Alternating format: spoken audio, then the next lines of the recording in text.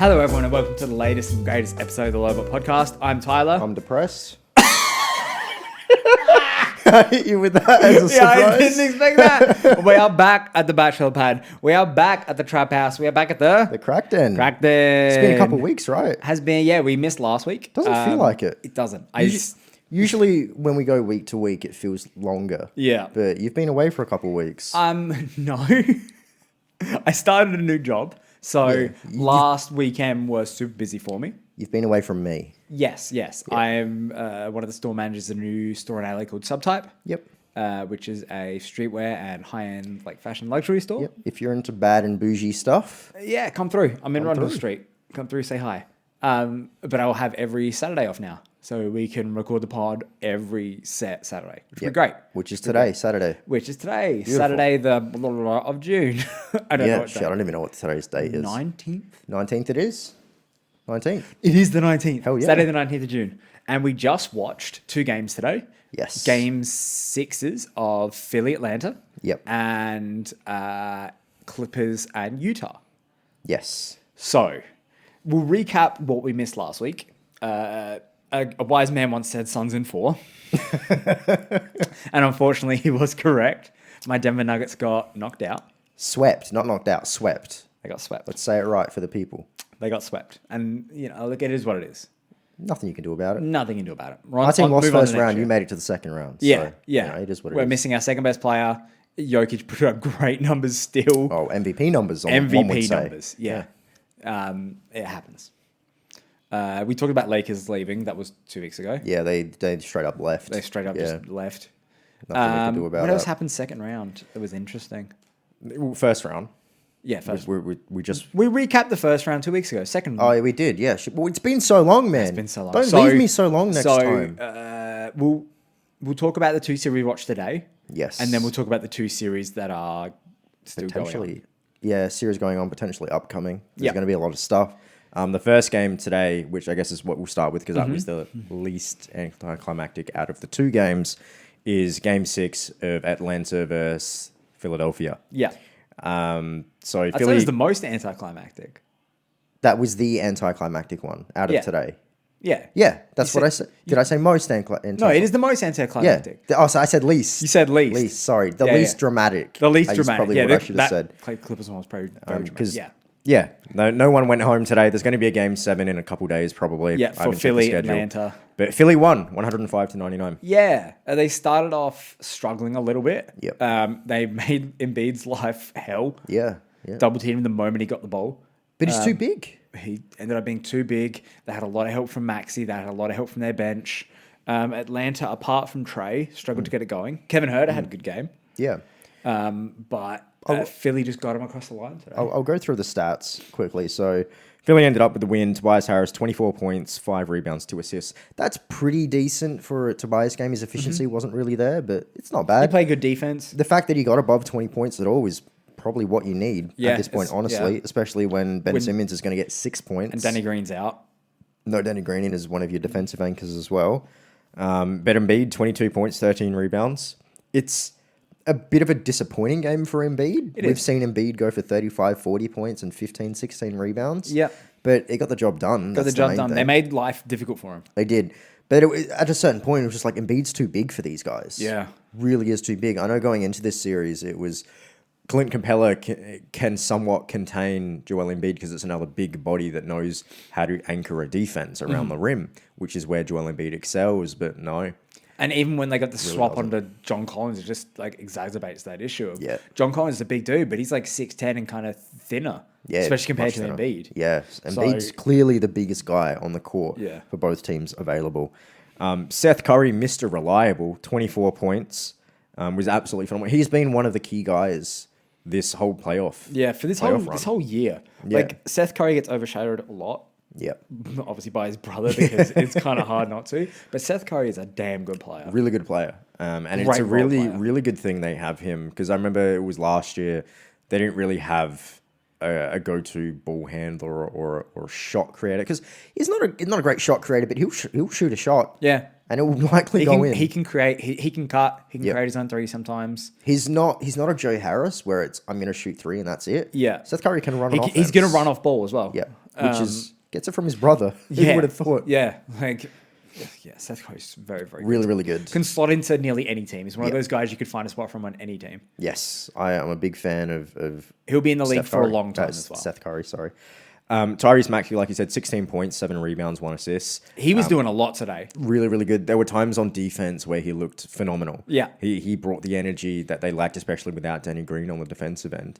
Because the other thing about Danny Green, if he's not hitting his threes, he's hitting it up on defense. Yeah. And that's kind of what Maxey was doing today. So 16 points is pretty good for Maxey. Pretty good for a guy coming off the bench. Is what, his second year?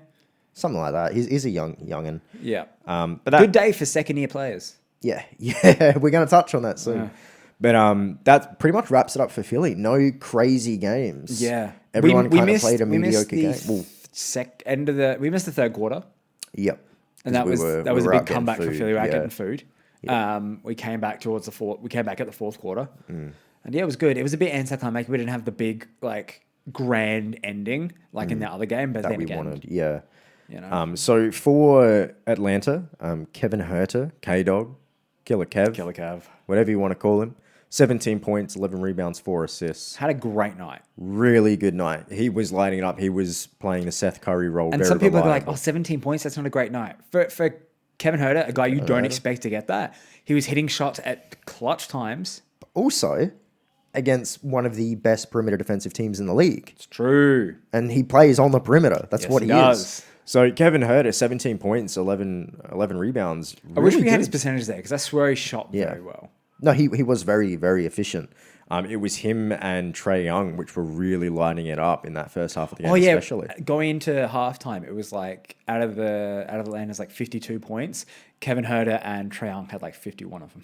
Yeah. They had 35. They had 35 of the 51 points. Yeah, it was crazy. Which is insane. Absolutely insane. John Collins had a disappointing night, 7 rebounds, 10 rebounds, 0 assists. But he's not. There's going to be days where he doesn't show up. He's not on that level as Trae Young and Joel Embiid and whatnot. Not yet. Clint Capella, 14 points, 11 rebounds, catching lobs, but he had slapping out rebounds. He has to exhaust Embiid. That's his job. That's his job, and that's all it is. He did well. Gallinari, 16 points. Yeah, Gallo showed up. He did, but he also didn't look like... We mentioned it while we were watching him. He turned down a lot of shots. He didn't look like that vet that we usually know him as. There's a couple times where we saw Gallo. It's why did he pass up that shot? Yeah. There's been times where even last season where he was on OKC, he just wouldn't hesitate. Yeah, it was really weird. Strange. Yeah. And then the main one is Trae Young. 34 points, 5 rebounds, 12 assists. He is a superstar in the league at this point, especially when it comes to playoff time. He's proven that he can take his team through the playoffs, whether they win this game 7 or not, which is upcoming in a few days. Doesn't matter. He's playoff proven. Yeah. And I said this last episode where this is my favorite series of the playoffs so far because the Philly crowd, the Atlanta crowd, Embiid and Trae Young, they all feed into each other. These teams feel like dogs. It feels like a dogfight. It feels like really these teams are going to bark at each other. Yep. It's going to be scrappy. Yeah, and it's cool because Philly were always meant to be at this point. Yeah. Okay, they made it very close year prior and year prior to that.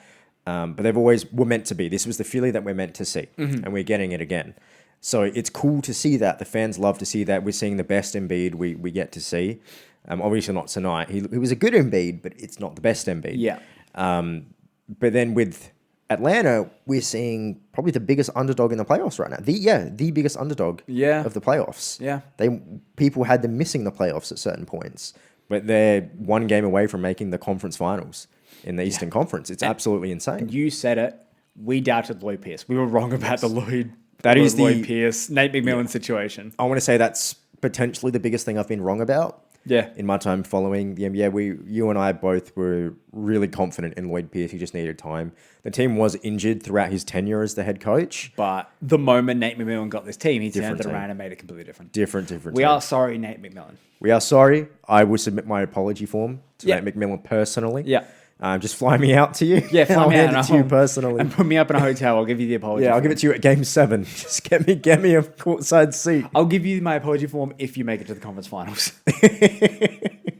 But he's been insane. I think that's one of the biggest things. I've been praising all these players, especially Trae Young, throughout this run. But Nate McMillan, he's proven to be able to make changes throughout certain runs to counter Philly. Turn this team around. Doing the best he can to combat Joel Embiid and trying to get an offense going with Trae Young when they've got the best defensive scheme committed to stop Trae Young. Yeah. Trae Young has the skill set, but he's also got a coach behind him that understands that. And it's absolutely beautiful watching this team become what it is.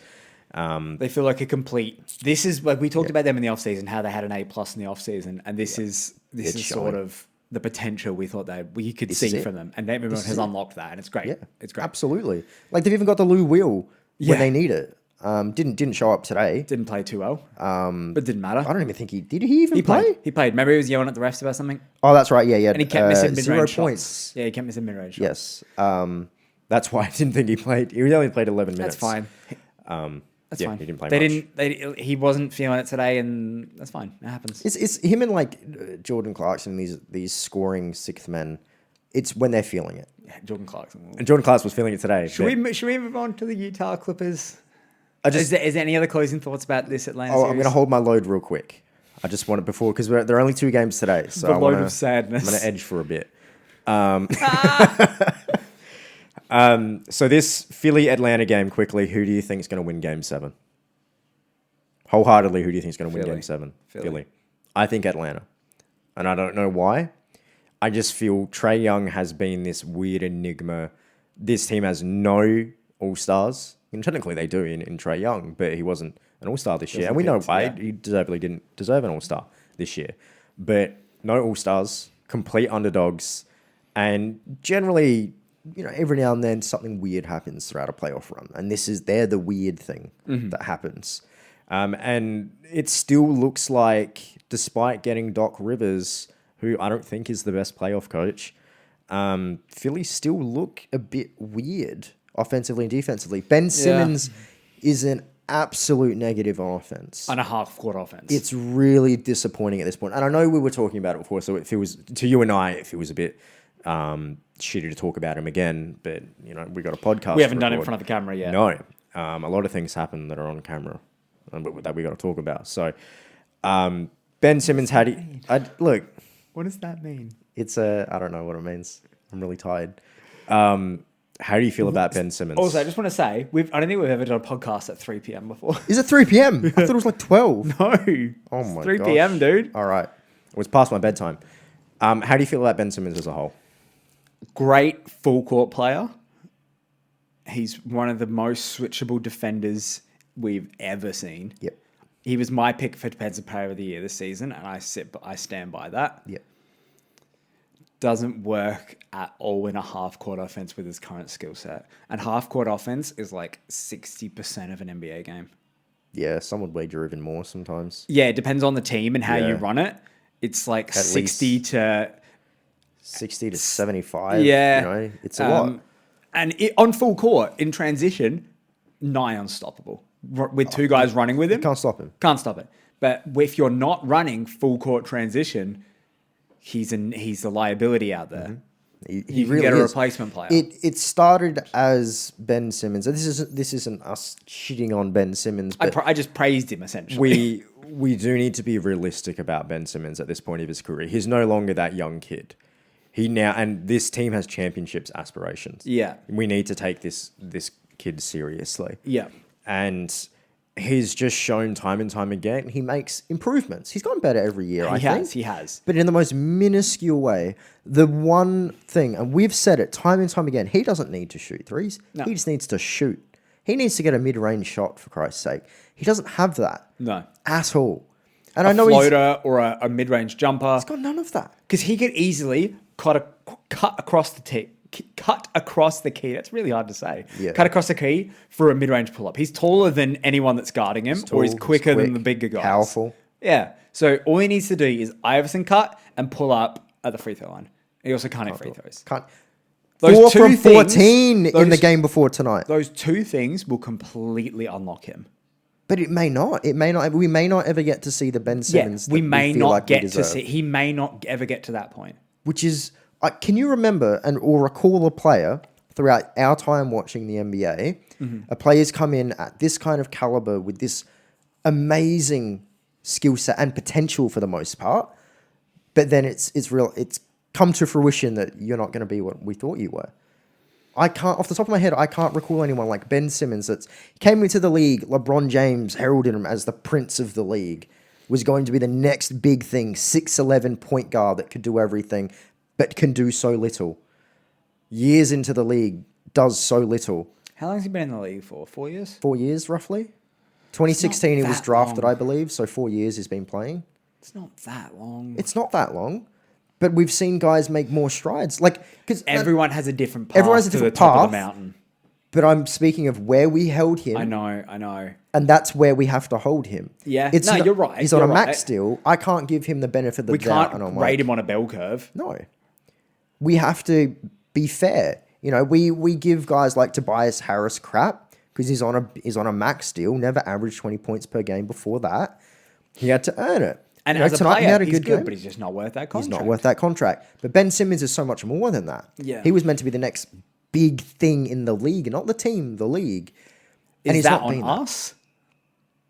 I don't think that's on us. Is that on our expectations for him? I think everyone's had these expectations for him. Now, when you say us, I assume you mean fans as a whole. The general public, not me and you. It's not our fault. Sorry, guys. Is this on us as fans for having that expectation of him to be the thing? Because we listen to LeBron and the media. It's so weird, though. Like, we see Ben Simmons get these games where it's 35 points, 12 assists, 15 rebounds. That's absurd. Yeah. That's a Jokic line, right? That's crazy. But then we see these games like today, 6 points, 4 assists or something, 5 rebounds. Like, just really redundant numbers for a guy. 6'11", very quick, immense vision, one of the 2 best defenders in the league, hands down right now. But it's not working out. Like, we see Gobert, okay, very limited offensively. I'm not going to say he's a good offensive player because he's not. He doesn't have any offensive skills. He just catches lobs and offensive boards. But he makes up for it on the defensive end to the point where usually no one wants to attack the basket. Today was different. But with Ben Simmons, yes, he's the most switchable player we've ever seen, probably in history of the league defensively. But I don't feel like, and this is maybe a me thing personally, but you can't utilize him offensively at all. Not Ben Simmons, like Capella, Gobert, these big guys catch lobs. It's what Harden works so well with these big guys historically. You can't do that with Ben. Ben doesn't. He's a good rim finisher, not a great rim finisher, especially at 6'11" and quick and strong. I just don't know where I sit with Ben Simmons and where he sits within the team. And we've said this before. Last season of this pod, we did a whole episode of the Philadelphia 76ers. Yeah. And we had the same discussion then, and we're having the same discussion now. Joel Embiid is a superstar when he's healthy and when he wants to be. But he doesn't work when Ben Simmons is on the floor. Yeah. Ben Simmons is full court, Joel Embiid is half court. And they're both the best in their respective categories. Yeah. Okay? Yeah. But they could have, like, we spoke about it before the pod and we speak about it now. They could have had James Harden with Joel Embiid. Like the best half-court player, one of the best half-court players in the league. Like, love or hate James Harden, one of the best ISO players and half-court players we've ever seen. Yeah. It's insane. And I don't know what the Philly front office sees in Ben Simmons. Like, maybe there is something. They see that potential. They're still holding on to that potential. And he could still hit it, but he may never. Potential is a scary thing. It's so scary. It's because potential is time limited. Yep. There's no, potential is 3 days, 3 years from us. No, potential is time limited, but there's no set time, but it will run out. Yeah, it will. And there is nothing more disappointing than wasted potential. And the scary thing is, when we were speaking with about Atlanta last year, can't lift my fucking arm. When we were speaking about Atlanta last year, we were saying they were on a timeline because of Trae. Yeah. They have to keep Trae happy. And it was a bit shitty that Trae was already a bit disgruntled, but I do appreciate a young player wanting to win. It's the same thing with Luka. Luka wants to win. And I like it. Yeah, I like when these young players want to win. I love it, even if it does create some rumblings within the team in the office. But I don't know what the front office sees with Ben Simmons' timeline and Joel Embiid's timeline. Joel Embiid, this may be the best Joel Embiid we ever see. Because of his health, could always decline at any moment. This could be his physical peak. And maybe not his skills peak, but at least his physical peak. And it's very evident that it doesn't line up with Ben Simmons this year or last year. Yeah. And I don't know that thinking behind it. I understand that, like you said and I said, he's an immense talent. We don't know when he's going to hit that peak, if he ever does. Maybe this is his peak. I don't know. But it's a scary thing if you're a Philly fan, honestly. And it's the same thing with the Dallas fan, being a Dallas fan. You're immensely happy you've got Joel Embiid. You're immensely happy you've got Luka Doncic. But beyond that, that's a scary side. Yeah. I don't have anything else. And it sucks that now I'm putting Ben Simmons into that I don't have anything else category because... We don't want to lump him with Porzingis because he's not. He's not. No, God, no. I would rather Ben Simmons than Porzingis because as good as defensively as Porzingis is, he's not Ben Simmons. Used to be. He's still good. He is. He was one of the best defensive players throughout that series, purely because of his passing lanes and his knowledge on the defensive end. Still not as great as he used to be. But Ben Simmons is a phenomenal defensive player. They're not even close. But how long are we going to reiterate? Are they on the same timeline? Do they work together before a change is made? And I understand they've made other changes. They've changed the team up to suit both of them. They've gotten a new coach. But at what point is that decision going to be made? Is it them if they lose this series to Atlanta? It could be, because I see them, if they go to the conference finals, they might go, let's just run it back. If they lose to Atlanta in Game 7 and they don't move off of Ben Simmons... If they don't make a big change... They have to move off of Ben Simmons. And it's not... If they lost to Atlanta and Ben Simmons played great, keep Ben Simmons. I understand that there's something here to work on. He has played horrendously. Yeah. Not just bad, horrendously. Yeah. Okay? At this point, I don't care if they win the Game 7. It clearly doesn't work. It depends on how Ben plays. Regardless of if they win or lose, it depends on how Ben goes Game 7. And they've got this Doc should Rivers. be it to Ben as well. Yep. He has to prove it to not only to his team, to the league, to himself. Yep. That he's capable of turning it on when he needs to. Yep. Do you remember? Sorry to interrupt you. The Philly series 2 years ago when it was Jimmy Butler and JJ Redick, and Ben was on the bench during crunch time. Yep. He can't play crunch time minutes because he can't do anything. It's just hacker Ben at that point. Nothing has changed since then with his game offensively. Nothing. We don't want to dwell on this too long because we've gone through 20 minutes of the pod already. But these are some of the biggest games being played right now, and I'll wrap it up soon. Not the pod, but this discussion, this topic. But regarding Ben Simmons, is I don't see a reason for him for the team to keep him around. But the weird thing is the front office has been so trigger happy with making moves throughout the years. And I don't understand why they've not been trigger happy regarding Ben Simmons. Because it's trigger happy to try and get these two to work. Because if really sold on it, 0.1% chance they can figure it out to get these two working, that's it.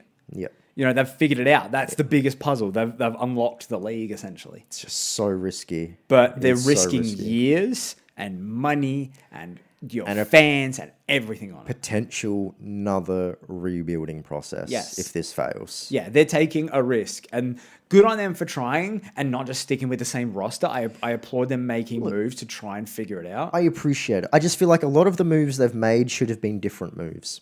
Mainly Ben Simmons. I said this a year ago. We literally have. And that's the frustrating thing about watching Philly. I adore Ben Simmons. I adore the Philly crowd.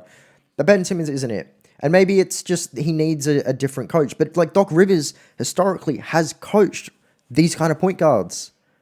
These pass-first point guards. These defensive-minded point guards. Penny Hardaway. No, he didn't coach Penny. He didn't coach Penny. But Chris Paul, Rajon Rondo. It's true. Both all defensive point guards. Both assist-leading point guards. Which is what Ben Simmons is or could be. Yeah. But even... This whole series has been, I can't run Ben. I don't know how to run Ben. We saw Rondo today, and let's go straight to this game. Utah and LA Clippers. Phenomenal game. Very, very exciting game. Very fun game. We saw Rondo. If you're looking to rewatch a game out of this series, round 2 of the playoffs, this is the one to watch. Oh, yeah. It was a really good back and forth game. This was really, really exciting. The first game I watched, one is honestly kind of boring. Yeah. If you don't give a shit about either of his teams, it's kind of boring. Yeah, if you really only care about team basketball. The exciting thing about watching Atlanta is Trae Young. That is it. That's the excitement. But if you don't care about Atlanta and you don't care about Philly... you could say that about anything, though. I don't really care about the two teams that were playing just before, and I love that game. Really? Yeah. I have no attachment to Utah or Clippers. I love watching that game. To be fair, there was one man that made a difference. That made that exciting. One man. One man. So we'll set it up. This is game 6. Yep. Right? Clippers are up 3-2. Yep. Kawhi's out with a knee injury. Won't be back for this series. Might not be back for the rest of the playoffs. We don't know. They're keeping it very close to the chest about what's happening with Kawhi and his health. Donovan Mitchell and Mike Conley are back, although clearly not at 100%, especially Don. You know, you can see on his face after like a big shot, he's wincing, he's in pain. He was hobbling, man. Conley doesn't look himself. No. But you've got 2 of your starters back. Yep. And we thought, okay, Paul George is going to step up. Yep. Paul George is going to have to put the team on his back. And for that first quarter, he did. He was making passes, he was being aggressive, he was the primary ball handler. He did a lot. And then something happened. One man walked onto the court. Stepped on that court. Put the ball in his hands. A second-year player called Terance Mann. Terance Mann made this happen. You guys all know it by now because it would be on every sort of media outlet. Everywhere. Terance Mann, second-year player, sophomore, ended up with how much? 39 points. 39 points, man. Off crazy efficiency. Crazy. He went from like 7 from 10 from 3. He was like 15 from 19 or something from the field. In the third quarter, he scored 20 points. Crazy. And the first quarter, he had 14 points. Yeah. Which was still phenomenal. Yeah. But it was kind of quiet. Yeah. And then in the second quarter, he had, I think, 2 points. In the third quarter, and we said this, so Utah were up 22 points going into the half. Yeah. Donovan Mitchell had 16 points in the first quarter. Speaking of another man in the first half who popped off, JC. Yeah, so first quarter was the Donovan Mitchell show. 16 points in the first quarter, I believe. And then it was Jordan Clarkson, second quarter, had like 21 points in the second quarter. Yeah. Absolutely insane. That put them up 22 points. At that time, when we were watching it just before the half, Clippers had around 58 points. 48 points, I think it was. And Donovan Mitchell and Jordan Clarkson almost had that just by themselves. It was absolutely insane what those two were doing. And we said, if the Clippers want to get back into this, they have to come out the third quarter strong. Guns blazing, as they initially did in the opening minutes of this game. And that's exactly what happened. Exactly what happened. Terance Mann happened. Could not miss. He could not miss. It was absolutely... It seems like... Now, Paul George was playing great. Yeah. He was obviously the leader on this team defensively and offensively, made great plays on both ends of the court. This is exactly what you expected from Paul George. And a player of this caliber finally getting back into a good rhythm in the playoffs, because last year was not pretty was not at good all. for him. No. But Terance Mann was that guy. Played great defense when he needed to play defense, which I wasn't expecting. No. And obviously this is a career night. Yeah. And this was the night, spoiler alert, but Clippers won. They knocked out the Utah Jazz, and it's because of Terance Mann. Literally. It really is. If we've already thought of the name for the pod, we just witnessed Mann-Slaughter. Oh, absolutely. Thank you, Adam, for that one. I came up with that. Was that you? I thought that was Adam. No, we'll give it to Adam. It was me. I thought it was Adam. It was me. Thank you, Adam. Thank you, Adam. But he was incredible. He was absolutely incredible. They needed someone to step up. And they had multiple step up. They had, so besides Terance Mann, they had two. There were obviously Paul George. Reggie Jackson, I need to give a shout out to. 27 points, 10 assists. The man had no fear. He just went to the rim. Insane. And there's a lot to talk about with this game, ups and downs. Now, obviously, I'm a big Donovan Mitchell fan. Probably my favorite player in the league currently. I love him as a leader. I love his relationship with Quinn Snyder and all the other guys, getting everyone going. Being that guy that you can go to in crunch time. Donovan Mitchell, just to confirm, had 39 points, 9 rebounds, 9 assists. Not the best efficiency. I think it was like 12 from 24.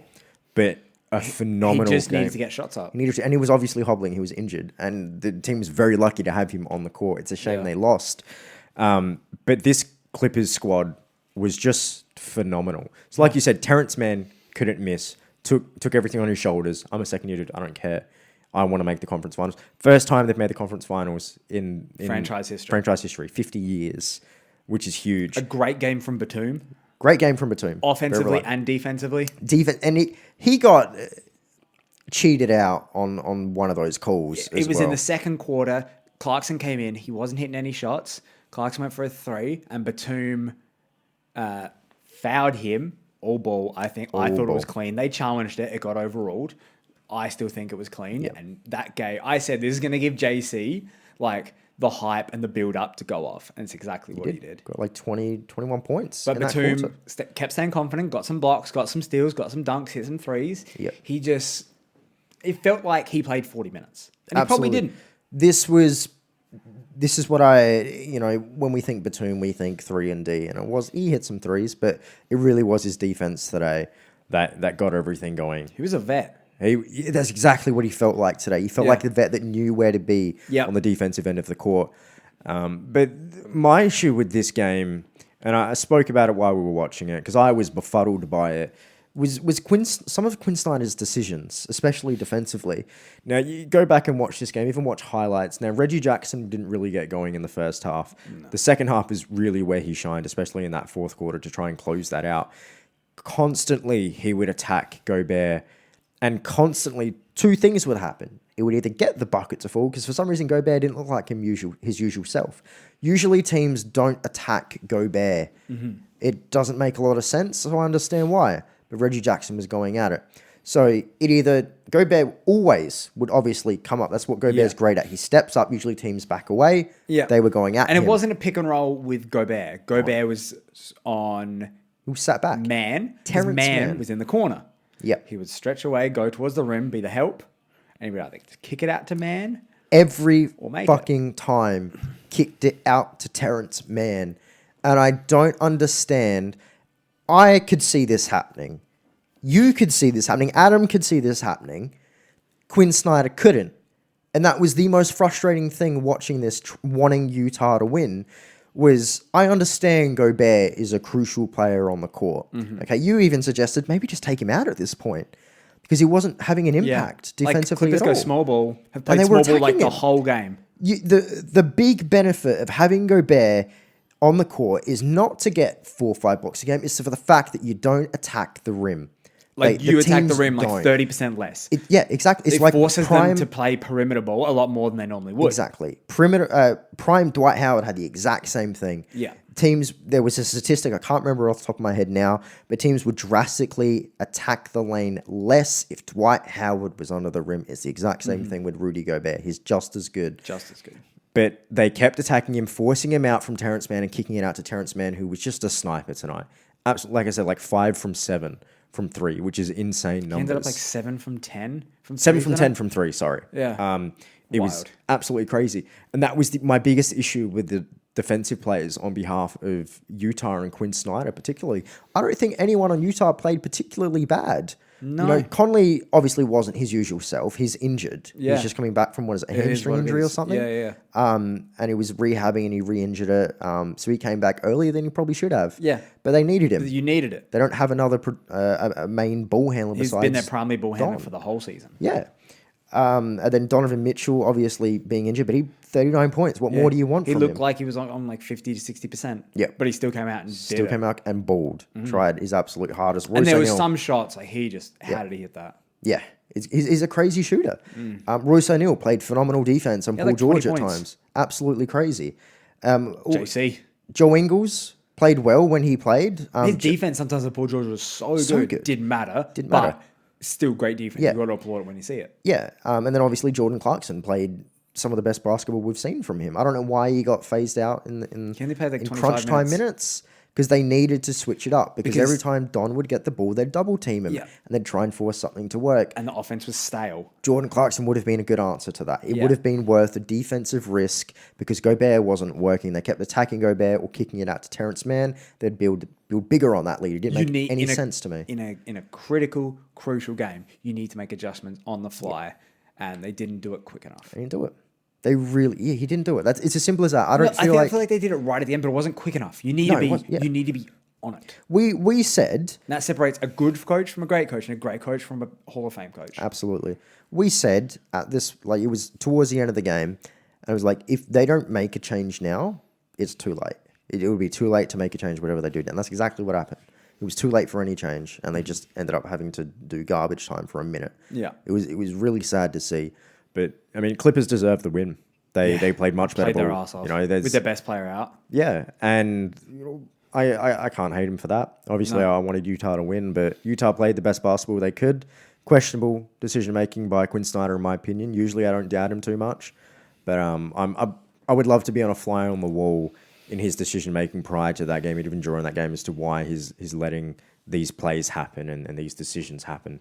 It just didn't make any sense to me at all. Yeah, I'd love to get an insight into his thoughts.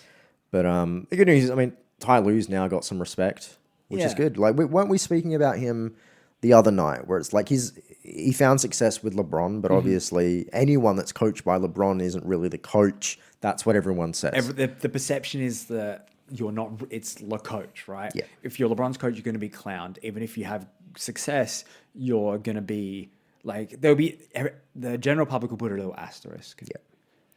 But now, Ty Lue's always been a good coach. I don't think he's a great coach, but we've seen him this playoff series actually make changes and adjustments where they're needed. And it's the one thing that Budenholzer doesn't do. Starting small, like they started with Zubac as the starting center at the start of this series, and they very quickly phased him out and started running Marcus Morris or Batum as the starting center. Decided to go small ball against Rudy Gobert. And they changed it up quickly because they saw that Zubac was not working. Yep. And it worked. And it fucking worked because he's willing to make changes on the fly. And I love it. I love to see that stuff. So shout out to Ty Lue. They've earned it. They're going to be going up against Phoenix for the Western Conference title. A wise man once said, Suns in 4. I don't think it'll be a sweep. I think it'll be a 5 or 6 game series, but I think Suns are going to take it. Even without Kawhi Leonard? It's still going to be a dogfight. Yeah, absolutely. Who do you think is going to win that one? Suns. So 5-6 for Suns? Yeah. I can see the same thing happening. Phoenix right 5-6? 5-6 game. Oh, yeah, 5-6 game series. Yeah, for Suns. That's kind of what I see. Good. Chris Paul is looking like prime Chris Paul. Yeah. What did he average last year? It was like 25 points, 10 assists? Something like that. Which is... probably like 2 steals. Phenomenal Playing numbers. Great defense. Like, he's Chris Crazy. Paul. I've every time I back Chris Paul, because I say he's still the point guard, he's still good, and he's showing it that he never lost it. Never lost it. He never lost it. He's so fucking good. Devin Booker has been unlocked by Chris Paul. Doesn't have to be the primary ball handler. Doesn't have to be the playmaker. And DeAndre Ayton is playing the best basketball of his life. He's who I'm most impressed by. And he's going to rip apart whoever's on defense. There's no one on that Clippers squad, apart from Kawhi, strength-wise, can stand up to him. There's no one. With Kawhi out, he's just going to bully him. DeAndre Ayton is the big. He's going to be the biggest boy on that court. Yeah. Zubac doesn't have the skill set to keep up with DeAndre Ayton, in my opinion. But I just think they're outmatched, which is really weird to see. And I've said it plenty of times. You know, what's your most surprising thing this season? Phoenix were probably my third most surprising thing. Mm-hmm. But the fact they've made it this far is the most surprising thing now. Mm-hmm. I really didn't anticipate them to make it to the conference finals. Yeah, I think mine was Phoenix, right? Yours was Phoenix. Yeah. Like I expected them to be good, really, but really not good. this good. Yeah, no, I really didn't expect them to be this good. And even they've unlocked Campaign. My boy, Cameron Payne. That is the best nickname. Campaign? Ever. Campaign? Yeah. Hell yeah. Campaign for president? Hell yeah, man. I love it. His presidential campaign? Yeah. They've unlocked him. And that's the reason they're winning. He's the Terance Mann of Phoenix. He's going to show up for 39 points, man. Seventh-year player. But yeah, Suns in 6. Like I think the Phoenix squad is very, very good. Would you say that Michael Carter-Williams was the original Terance Mann?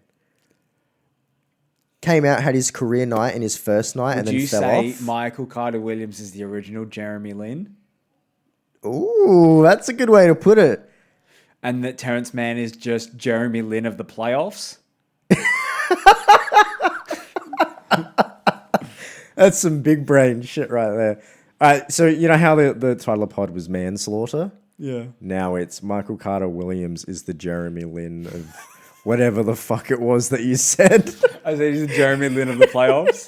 It's going to be one of those two for the title, probably. Oh, jeez. No, it's going to be Mann-Slaughter because no one's going to click on a video that mentions Michael Carter-Williams. Are you kidding me? No one's going to mention one of Terance Mann, Michael Carter-Williams, or Jeremy Lin. Like, I mentioned Michael Carter-Williams and you grimaced. Like, what? And then I immediately thought of something better. So then, obviously, the other series going on is Brooklyn-Milwaukee. Game 7. We'll mention it slightly because we've already gone on rants about it. I want to talk about it, though. Okay, well, we'll go talk about the other series.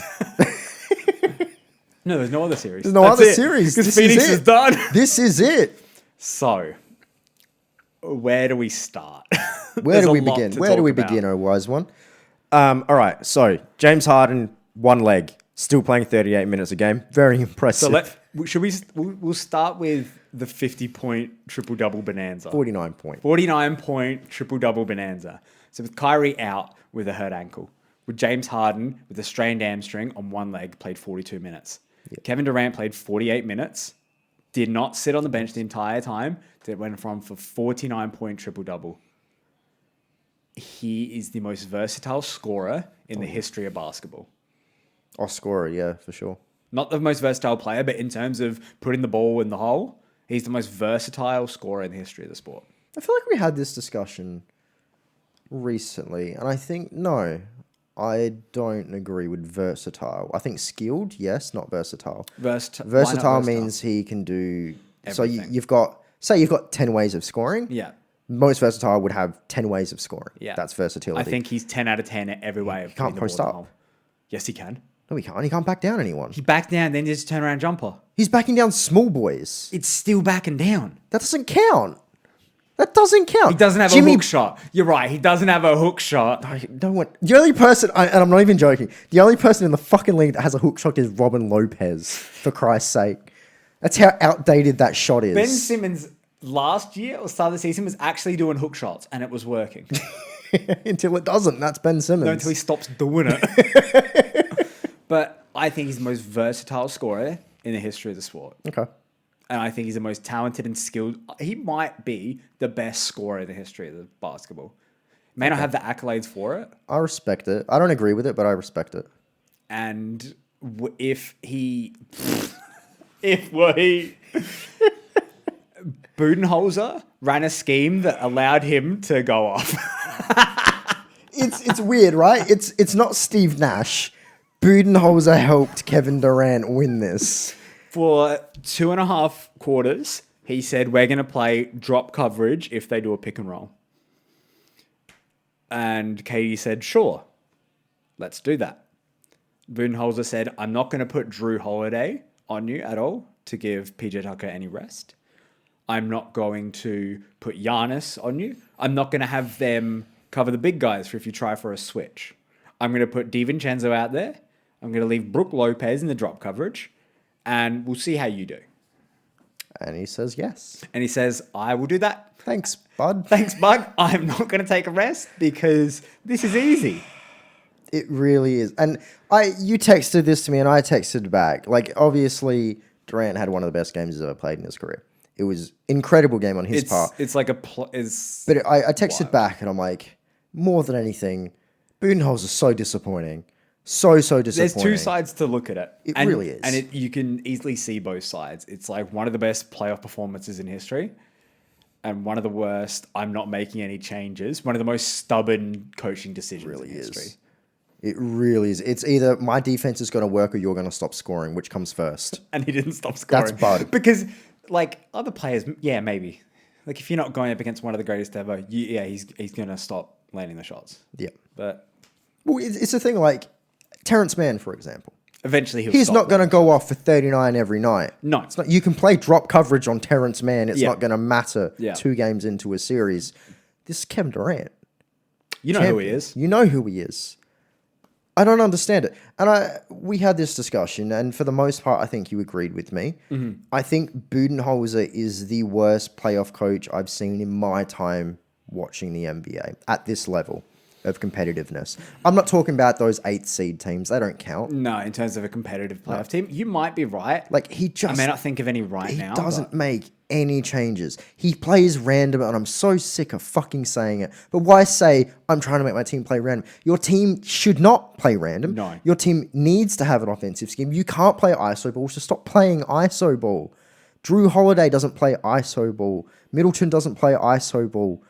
Giannis doesn't play ISO, but they need to be set up. That's why we put this team together. Yeah. We play 5 out for a reason. Yeah. I don't get it. And Brooklyn play ISO ball because they have 3 phenomenal ISO players. That's the ISO ball team. Coach them, bud. Fuck. I don't know what he wants. with this team. Watch him go to Brooklyn and be like, no one's playing ISO. We don't play ISO. Yeah. Watch him be assistant coach next year because he's going to get fired, and I hope so. I think this will be his last year. Like I haven't had unless a coach they win the frustrate me chip like this. I think this will be his last. I just want him gone because I want him gone so badly. To me, it's just stubbornness to not make changes. No, it absolutely is. I agree with you 100%. The thing that really frustrates me here is I'm a big fan of Giannis. All right, you're not so much. Mm-hmm. He obviously has limited capabilities offensively, but what he's great at is the best at. Mm-hmm. And it doesn't help when Bud doesn't want to improve any of that. Bud doesn't want to change that. It's Giannis, do your thing. And I'm sick of it. Mm-hmm. I want to see... I love it when these coaches empower and teach. Bud doesn't teach. It's like when you get that reinforcement of the wrong kind. It's like if you're doing something shitty and it's wrong, instead of telling you, hey, that's wrong, do it this way, I say, it's all right, you'll get there eventually. Yeah. That's what I feel like this Bud and Giannis thing is, and I'm sick of it. Drew Holiday, they gave up so much for Drew, and Drew's a phenomenal player, one of the best defensive on-ball guards in the league, understands the defensive anchor. This team is built to be one of the best defensive teams in the league, and they are. But that's not enough. They need to get him involved offensively. He can't play ISO ball. Another thing I didn't mention. Harden obviously played 42 minutes in that game. He was out there as a decoy. He was like 15% on one leg. Yep. And they left Drew Holiday on him the whole time. Yep. Harden scored like 2 points. Yeah, he got like 8 assists, but he's only there as a decoy. Yep. Don't put Drew Holiday on him. There's no point. What's he saving his energy for? Like this, it's like he doesn't understand. Budenholzer wants to save energy. It's like he's so energy efficient. Always wanting to save. He's a fucking hybrid. That's what he is. He's a fucking Kia hybrid. He just wants to save energy for some reason. But when's he going to disperse it? When's he going to use it? Sure, he's taken off the minutes restriction, but everyone's playing on the wrong people. And then in game 6, they played great. They play this, and we said this before the pod as well. When Brooklyn come out, it's 15 points. Brooklyn have 2 or 4 points. They're coming out guns blazing. Second quarter, it's the polar opposite. Steve Nash comes out guns blazing, and Milwaukee don't know what to do. And then it goes back and forth until one team gets stomped, and it's such weird. Because it's like we have a defensive team, highly defensive team, and highly offensive team. Yep. And it's like, I'm going to play basketball. I'm going to play basketball. I'm going to play basketball. I'm going to play basketball. Yep. And eventually, one team wins. Yeah, and I think it's Brooklyn have gotten this far because they understand what they excel at. Yeah. Where I don't think Milwaukee understand that yet. And I don't think, and the main reason I'm frustrated at Bud, which I didn't get to before, is we love Chris Middleton. He's an all-star talent, but a lot of times doesn't get utilized properly, or he has an off night. That happens. But Drew Holiday obviously is not having a great year. No. Giannis should be a lot more dependable right now and reliable, but is not. And it is because of Bud. You know, if you put a player, like I guarantee you, even take Nate McMillan on this team that understands how to run a team, these players look different. Yeah. You know, take Quinn Snyder, where Mike Conley started off really rough. It's true. But Quinn Snyder eventually got him into rotation and figured it out. Give Stan Van Gundy this team. Watch them suffocate. Why did Stan Van Gundy get fired? Bud is the opposite to Tibbs. Really is the opposite to Tibbs. Tibbs knows playoff basketball, will run players into the ground, and understands defense. Bud is the opposite of that. It really feels like Bud's trying to learn on the fly. Really, that's what it feels like with Bud. God, Stan Van Gundy, for those who know, Stan Van Gundy is leaving Pelicans or has left the Pelicans organization. He's gone. Oh, he's a great defensive coach. 1 year. Build a fucking wall. Did you have any feelings towards this firing of?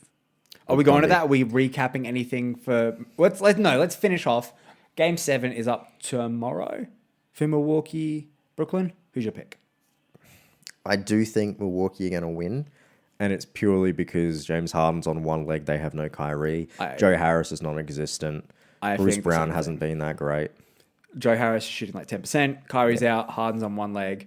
I don't think KD can do 50-point triple-double again. As much as I love him, that's like... And it may not be enough. Can you do it twice in one series? Yeah. And even in that, when he had a 50-point triple-double, it was like a one-possession game. Yeah. And we just saw... Chris Middleton and 38 Giannis points from dominate. So it's in them. It's unfortunate, but I think it's unfortunate that they're injured. I think Bucks are going to pull this series out and go on to conference finals. Yep. It really was. Brooklyn, if they don't win this, it's like the monkey paw, right? Give me 3 Hall of Famers, and then it curls, but 2 of them are going to be injured. Yeah. That's what it is. Yeah. It sucks to see. I would like to see Bucks at full power versus Brooklyn full power, but it's like a shame. when we play 2K and we turn off injuries to get everyone's at their full thing. That's what you want. But but it's a shame that 2 are injured and they've got Bud, so who knows. So we'll move on. There's been a lot of changes throughout the personnel, coaching staff and whatnot in the league. We'll start with nowhere. Stan Van Gundy. The season hasn't even finished. I know. There's already been trades. It's crazy. Yeah, that's the weirdest one. So we'll talk about Stan Van Gundy. Did he quit or was he fired? I think he was fired. Which is fucking weird to me. Now, how do you feel about the season that New Orleans played as a whole? Up and down. They had a good year last year. It was looking promising. And again, this is your second year with Zion, second year as an All-Star Ingram, brand new head coach their first year, a seasoned coach is very competent. Yes. And he's gone. Gone. I don't understand it. I personally think New Orleans looked really good this year. They were on a path. They were on a path. That's why I think they're really good. They look like, wow, given 2 years, they actually might make the playoffs. They have a direction and they were going to it. And now I don't know. And I hear things, and it's unfortunate about Zion's camp saying he's unhappy with New Orleans. Second year in the league, and it's really weird to hear that. I've never heard that before. And he's wanting to move on, or some rumblings of stuff. I don't know if it's true, but generally when you hear these things, generally it's true at this point. I realize that the more the league progresses, the more the rumors we hear are true, because there's just intel everywhere at every corner. So that's a bit unfortunate to hear that he's not getting along with the coaching and the front office. But mainly Ingram, I'm hearing, is a big issue. He didn't get along with Stan Van Gundy because I don't know that people are taking this one of 2 ways, but apparently Ingram didn't get along with the defensive scheme that Gundy was running, and I trust the coach's decision for that. He's a veteran coach. He understands defense. So you should always trust your coach. Even if your coach is awful, he's your coach. Yes. You do what he says when he's in charge. Yep. And I back a coach fully. I back, even if Bud doesn't change it, you do what Bud says. Yep. You know what I mean? And it's a thing you should always do exactly what your coach says, and you trust them and you back them. If you have bad success, then if you're fully committed and if everyone fully commits to the same thing, you then realize that what you were doing as a team does not work. Yeah. That's exactly what it is. If the results on the floor show that this isn't working, the front office is going to see that. Yes. They're going to see that, okay, we need to change. If you half-ass it and you don't go along with it fully, you're not proving anything. Yeah, and you're going to look like the issue. You're looking like an issue, exactly. And it just looks like an immaturity thing. Yes. I think Ingram does have some growing up to do, unfortunately. He's a very, very talented player, but it's not enough. It's not enough. He needs to continue to grow. He's not talented enough where he can start acting like this. No, not at all. And very few have that. Very few can.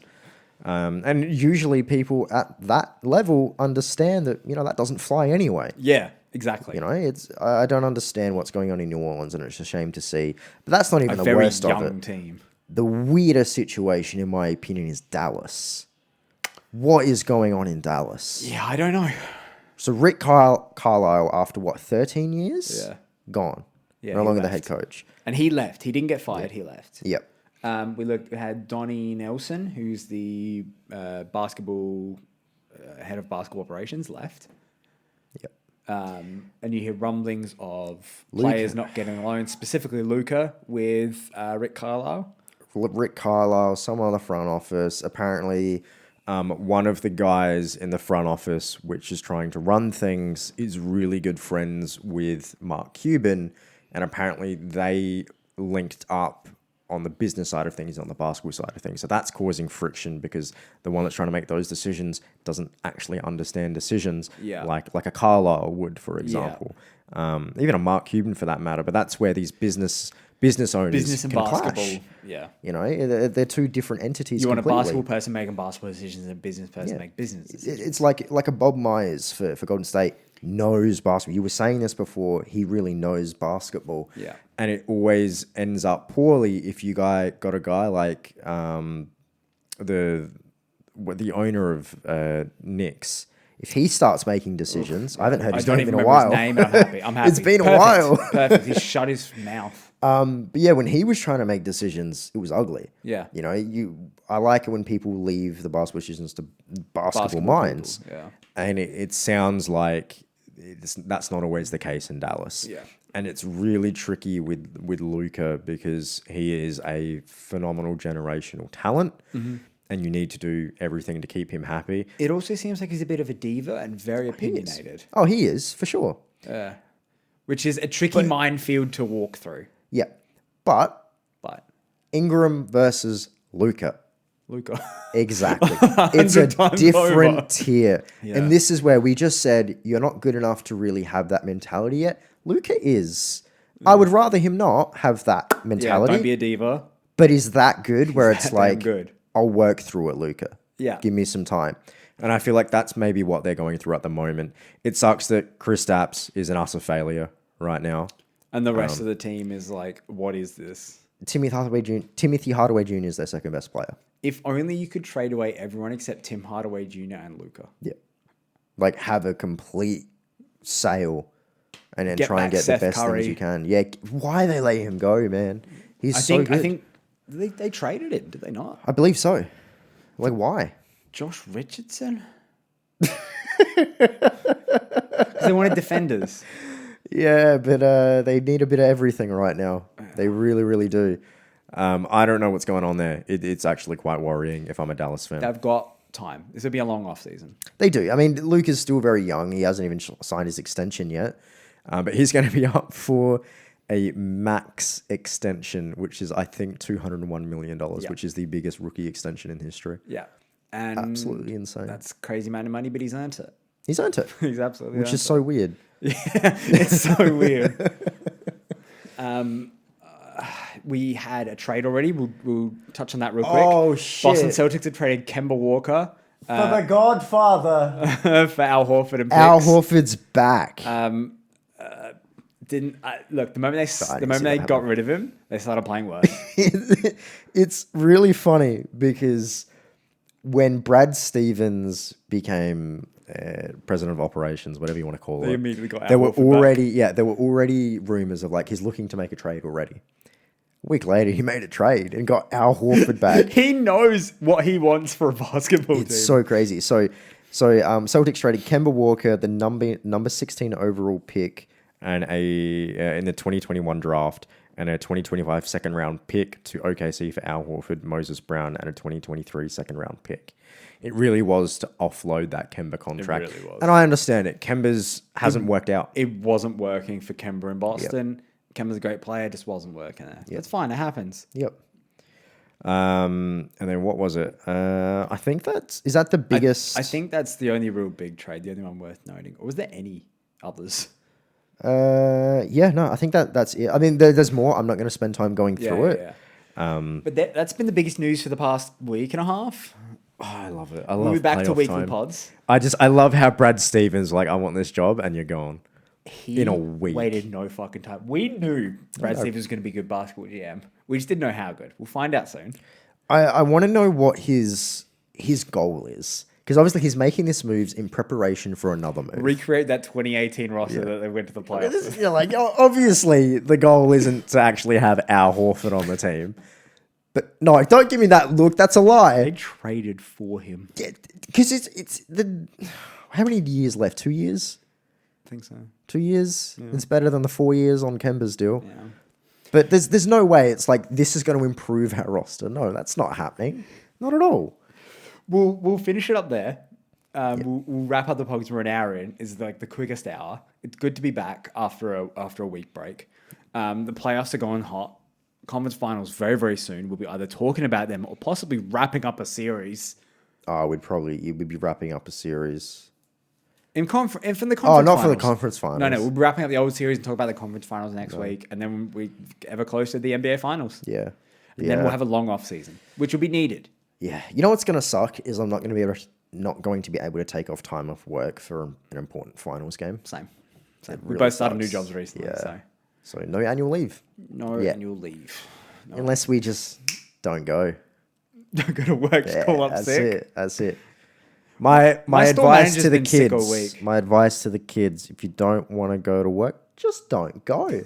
And if you think I'm serious, you probably shouldn't be working anyway because you're an idiot.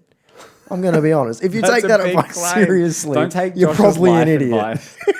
Oh, God, no, don't. But if you've made it through this far of the pod, thank you very, very much. It's the favorite part of our week every week. We are on all your favorite streaming platforms: Spotify, Anchor, Breaker, Google Pod, Apple Pod, Groove Shark. You said that groovy. Groove Shark. Yeah, I like it. Oh, you're getting me hard. I like it. We are on Facebook and Insta. What? For the audio listeners? That got weird. You got silent and I said that's making me hard. I was just bobbing my head. They're going to have no idea what's going on. Yeah, you're going to be bobbing your head. Yeah, I know. That's what you're doing. Just swaying my head left and right. Yeah, that's what they all say. Thank you very much. Tell your friends about us. Like, rate, subscribe, thumbs up. If you want a coffee mug, which aren't here, that are the low block, let us know. Leave a comment. Do all the stuff that would get people to listen to us more. Yeah, and I hope your loved ones didn't listen to this episode because I ended really weirdly. It started weird. Yeah, it did start weird. Yeah, you made me wheeze. Wheeze? You are a weeb. Broken. And my arm really hurts because I fell on it yesterday. Yeah, you say that. I know what you were doing, you weeb. I know what you were doing. I fell on my way to work. Everyone saw. One of my coworkers saw. You're so old, man. I'm just clumsy. When is the last time anyone has ever seen a guy that's 27 years old just fall on their back walking and damn near fracture their arm? And it was a metal grate. And I saw the sky, and I saw the Lord. He says, "You're fallen, son." You saw Jesus. And he's like, "You're falling down." Yeah. And I'm like, okay. I tried to brace myself, and now I can't straighten out my arm. Oh, geez. I guess you've been doing a lot of this. I've been doing a lot of this. Whenever Trae Young hits a shot. Yeah, boy. You pull up all the time. 90% of your shots. You know what must be really depressing? What? Is you can't do the ice in your veins. Sheesh. No, you got to do it the other way. Ice in the wrist. Ice in the wrist. And my voice is shot. I can't do sheesh. Yeah, geez. What did you do this? Adam just sheesh from the other room. Yeah, so Adam, I know you can hear me. Please get in on an episode. Yeah, he's in the other room. He just didn't want to join us. We have a fold-out chair. It's the perfect spot. I can't even say I provided that. He provided me the fold-out chair. But we're going to wrap it up here. I did the outro like 2 minutes ago. Thank you very much. I'll see you all next week. Love you all. Bye.